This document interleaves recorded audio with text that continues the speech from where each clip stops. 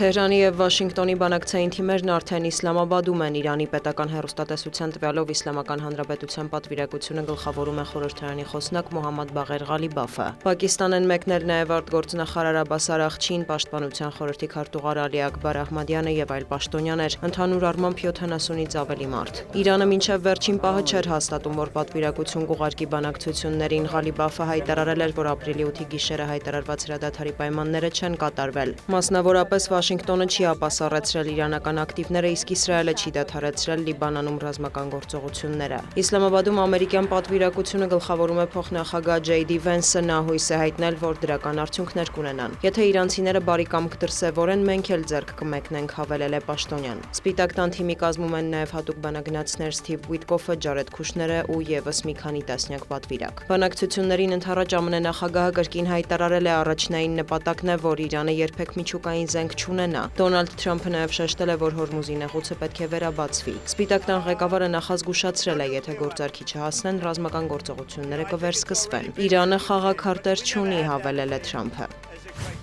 Ռուս-ուկրաինական հակամարտությունը չի կարող լուծվել առանց Ռուսաստանի համար անվտանգության երաշխիքների, հայտարարել է Դաշնության արտաքին գործերի նախարարը։ Այժմ, երբ քաղաքական դիվանագիտական կարգավորման հեռանկար է նկատվում, Եվրամիությունը խոսում է Ուկրաինային անվտանգության երաշխիքներ տրամադրելու անհրաժեշտության մասին, որպես խաղաղ կարգավորման հիմնական բաղադրիչ, նշել է Սերգեյ Լավրովը, հավելել, դա բավական չէ։ Նրա խոսքով եվրոպական կողմը ցանկանում է տեղ գտնել բանակցությունների սեղանի շուրջ։ Կիև-Մոսկվա բանակցությունները վերսկսելու անհրաժեշտության մասին հայտարարությունների ֆոնին ռազմական գործողությունները շարունակվում են։ Օդեսայում ռուսական օդային հարվածի հետևանքով 2 մարդ է զոհվել, կան վիրավորներ, վնասվել են մասնավոր եւ բնակելի շենքեր, քաղաքային ենթակառուցվածքներ։ Սումիում եւս հայտնի է վիրավորների մասին։ Ռուսաստանի բնտվյալով էլ գիշերն ուկրաինական շուրջ 100 ՀԹՍ է խոցվել, թիրախում են եղել Կրասնոդարի երկրամասը, Բելգորոդի, Բրյանսկի, Ռոստովի, Կալուգայի եւ Կուրսկի մարզերը։ Զատկի տոների համար Մոսկվայի հայտարարած երկօրյա հրադադարը պետք է ուժի մեջ մտնի այսօր Ռուսաստանի ժամանակով ժամը 16:00-ին։ Կիևից հայտարարել են, որ հայելային կարձագանք են ռուսական ուժերի գործողություններին, թե զինադադարին, թե ռեժիմի հնարավոր խախտումներին։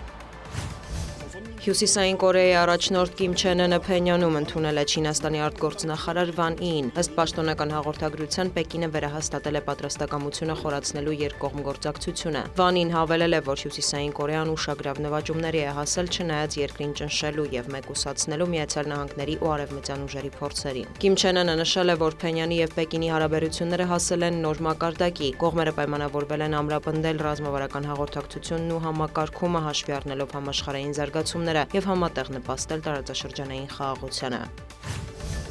ՆԱՍԱ-ի Օրիոն տիեզերանավը Արտեմիս 2 առաքելության անձնակազմով հաջողությամբ վերադարձել է երկիր, ավարտելով ավելի քան 50 տարվա ընթացքում առաջին մարդատար թռիչքը դեպի լուսին եւ հետ։ Տիեզերանավի պարկուճը վայրէջք է կատարել Կալիֆոռնիայի ափերի մոտ։ Լուսնից վերադարձի ժամանակ Օրիոնը մթնոլորտ է մտել մոտ 40,000 կմ/ժ արագությամբ, ինչը համադրելի է 1960-70-ականների Ապոլոն ծրագրի առաքելությունների ցուցանիշների հետ։ Այսպիսի արագությունների դեպքում թռիչքային ուղեգծի նույնիսկ ամենափոքր սխալը կարող է ճակատագրական լինել։